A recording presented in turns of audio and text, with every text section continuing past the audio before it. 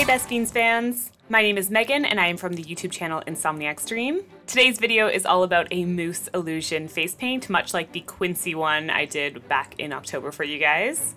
In this video, I will show you how to create the horns that sit on top of his head, as well as transform your own face into the wonderfully happy expression that is moose. If you want to see how to do this, please just keep watching, and if you like it, please be sure to give it a thumbs up and let us know how you feel about it. To complete this look and the horns, you will need air dry clay, latex and setting powder, a bald cap and skin adhesive, a white eye pencil, water activated face paint, gray and black eyeshadow, a cream white, and makeup brushes to apply. The easiest way to make these lightweight horns is to start with a bit of air dry clay and sculpt them into the shape of the horns that we are trying to create, in this case some moose horns. I'm doing about his middle evolution style, but you could do either his smallest ones or his largest style. And then once you just let those dry, all we're going to do is add about 10 layers of liquid latex. The latex I have is called molding latex, so it's a little bit thicker than cosmetic latex, but anything you find for makeup or that you find in a costume store is perfectly good for this. Best way to get a smooth surface is to do a lot of thin, even coats as opposed to any thick layers. This will also allow them to dry faster, so you just want to let the latex dry fully between each layer and then add the next one. Once all those layers have been built up and dry, you want to remove the latex from the horn sculpt, and to do this you just want to fully powder the outside and inside. I am using a neutral setting powder for makeup, but baby powder works just as well here. And the reason you want to powder it fully is because latex will stick to itself. To ensure that it does not get caught on itself during this process, you just want to make sure everything is fully powdered as you go and there is no tackiness to the latex. And then you actually want to leave these inside out because the inside will be a lot smoother than the outside layers. And then to make sure that they hold their shape, all you want to do is take a bunch of cotton balls, rip them up a little bit, and push them into the corners of the horns, and then just stuff the entire horn full of the cotton balls. And then the last thing you want to do is just pre-paint the horns before applying them, since it's a lot easier to do when they are not on your head. And to do this, I just mixed a white and black acrylic paint, and then you just want to add a little bit of latex to the mix as well so that it actually has a bit more flexibility and will attach itself to the latex horns a lot easier. Also, be sure to pick a paintbrush that you are happy to throw away, or be sure to wash it right after you are done because the latex will ruin the paintbrush.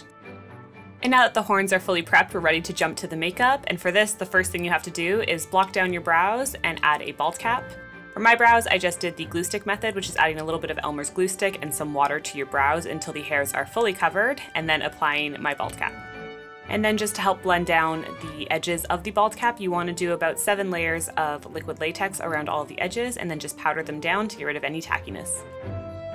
As with a lot of my looks, I find it a lot easier to sketch out the main shapes of the character on my face with a white eye pencil first. So I just did this with a NYX jumbo pencil and laid out all of the areas of Moose's features on my own face to see where they would sit. Then to start filling in his face, I just mixed a white and black water activated face paint together to create a light gray and applied this to all of the areas where the upper portion of his face would be. And then for the lower portion of my face / the lower portion of his body, I just took a red face paint and filled that entire area in. I also used this red to base out and fill in his antenna that sit at the top of his head. And then I also made sure to fill in the last little area of light gray that I had left alone before I did the antenna. For the lower points that extend off of his body, I just mixed together a darker gray and applied this to that area.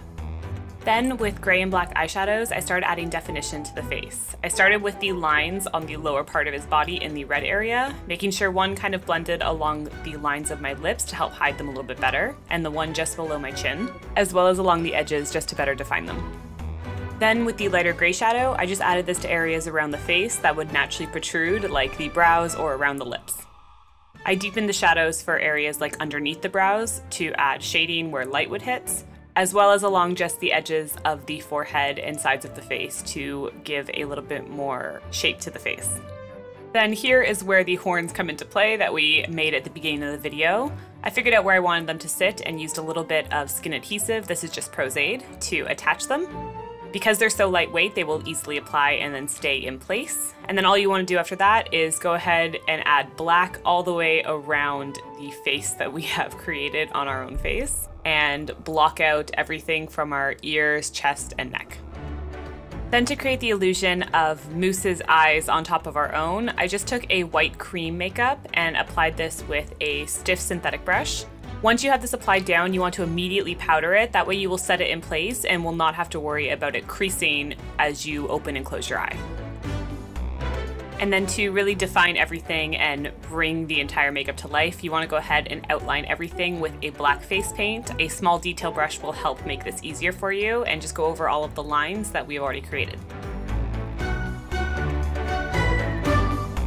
Then of course, something to not forget is the little teeth that Moose has poking out from his frown. So to do this, I just took a white face paint and added the two along the mouth line I had created, and then of course outlined them as well so that they would stand out.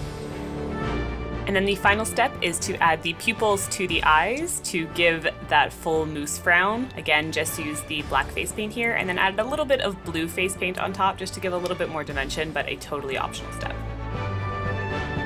And then that is it for this Moose illusion makeup.